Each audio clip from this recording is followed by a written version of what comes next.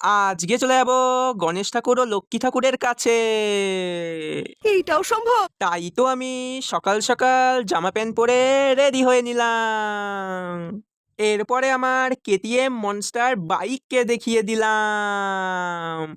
তারপরে কেটিএম বাইকটা নিয়ে রাস্তায় বেরিয়ে পড়লাম।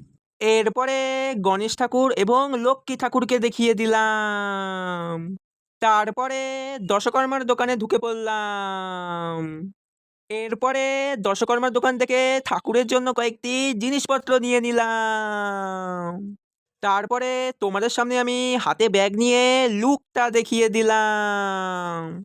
এরপরে এখানে এসে একটি ঠাকুরের জন্য মালা নিয়ে নিলাম।